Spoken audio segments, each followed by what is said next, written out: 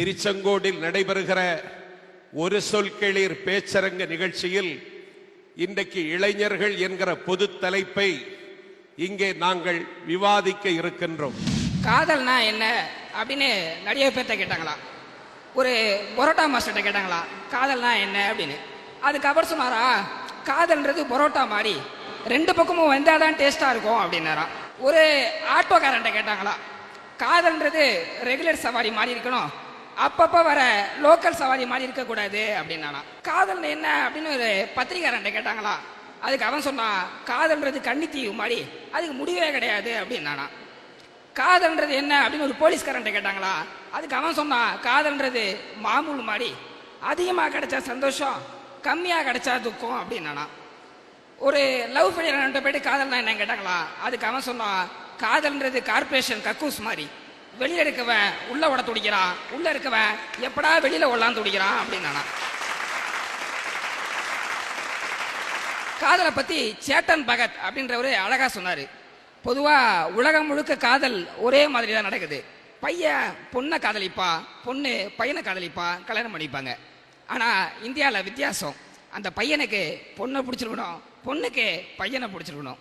பையன் வீட்டுக்கு பொண்ணை பிடிக்கணும், பொண்ணு வீட்டுக்கு பையனை பிடிக்கணும். பையன் வீட்டுக்கு பொண்ணு வீட்டுடைய கலாச்சாரங்கள் பிடிச்சிருக்கணும், பொண்ணு வீட்டுக்கு பையன் வீட்டுடைய கலாச்சாரங்கள் பிடிச்சிருக்கணும். பொண்ணு வீட்டுக்கு பையன் ஜாதி ஓகேவா இருக்கணும், பையன் வீட்டுக்கு பொண்ணு வீட்டுக்கு ஜாதியா இருக்கணும். அதை தாண்டியும் இந்த கருமம் பிடிச்ச ரெண்டு பேரும் லவ் பண்ணிருக்கணும். அப்பதான் இந்தியாவில் காதல்ன்றது சாத்தியம். இவ்வளவு சிக்கலான விஷயத்த நம்ம பயலுக துடிக்கிறானுங்க காதலிக்க. பொண்ணுங்க கூட ஒரு வகையில இசைதான்.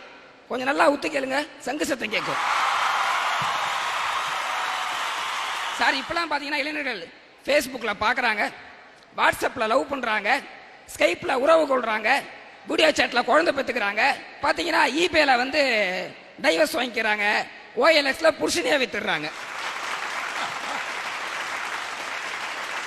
சிவன் காதலிச்சா திருவிளையாடல், பெருமாள் காதலிச்சா பெருமை, கிருஷ்ணன் காதலிச்சா லீல. ஆனா நீங்க காதலிச்சா ஈவ்டீசிங் ஆச்சு. அதை புரிஞ்சுக்காம சுத்துறீங்களே.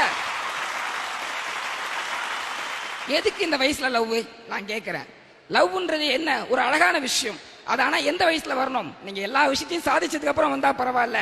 இளைஞர் தன்னுடைய வாழ்க்கையில வளரும் போதே காதல்ன்ற ஒரு விஷயத்தை எடுத்து அழிஞ்சு போயிட்டு இருக்கான் அப்படின்றத மறுக்க முடியாத உண்மை.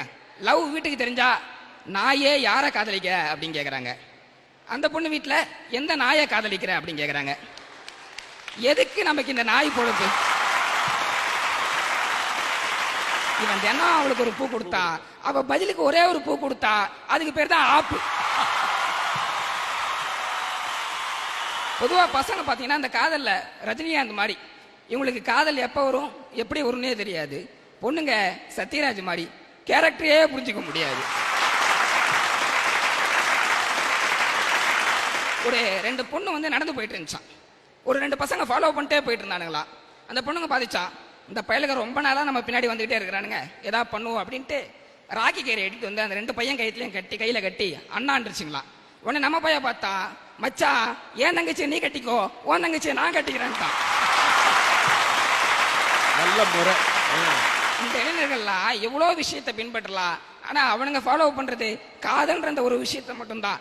இன்றைய இளைஞர்கள் நான் கேட்கிற விஷயம் என்னன்னா, கையில பச்சை குத்துறியே, பச்சை குத்துறது பெருசு கிடையாது. அந்த பொண்ணு உன்னை விட்டுட்டு போனதுக்கு அப்புறம் அதே பேர்ல உனக்கு ஒரு பொண்டாட்டி கிடைக்குமா? வாழ்க்கை ஃபுல்லா அதை வச்சு தானே வாழ்ந்துகிட்டு இருக்கிறோம். பழைய ஷாக்ஸை மூந்து பார்க்கறத விட கொடுமையானது பழைய காதலே ரோட்ல பாக்குறது. நீங்களா லவ் லெட்டர் பாத்தீங்கன்னா பசங்களாகட்டும் பொண்ணுங்களாகட்டும் சிலர் ஓவரா ரத்தத்துல எழுதி கொடுக்குறாங்க.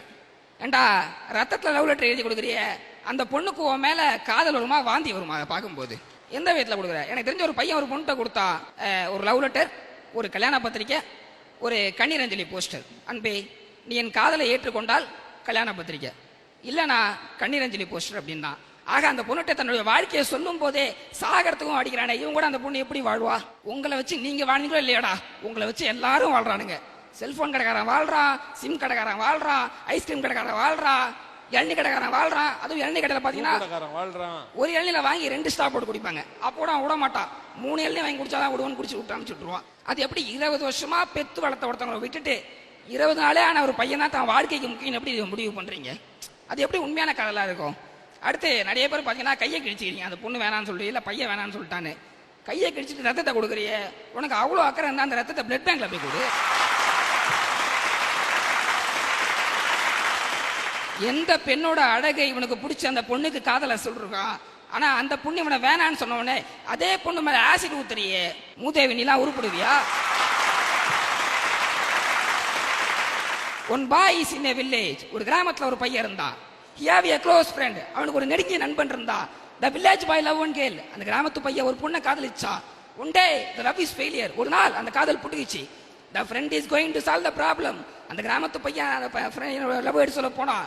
பட் he not returned, அவன் திரும்ப வரவே இல்லை. why ஏன் தெரியுமா? because both are escape, அவங்க ரெண்டு பேரும் ஓட்டாங்க. இன்னைக்கு லவ்லாம் இவ்வளோ கேவலமாக போயிட்டு இருக்கு. தயவு செய்து இளைஞர்களே, உங்களுடைய பாதையை வேற விஷயத்துல போடுங்க. அப்துல் கலாம் உங்களை 2020 இந்தியா வல்லரசுன்னு கனவு காண சொன்னா, நீங்க காண்ற கனவோ கலர் மேலவா இருக்கிறது. இளைஞர்களே, காதலியுங்கள். காதலில் வரும் சந்தியாவை அல்ல, சிக்கலில் தவிக்கும் நாம் இந்தியாவை என்று இந்த நேரத்தில் தெரிவிச்சுக்கிறேன்.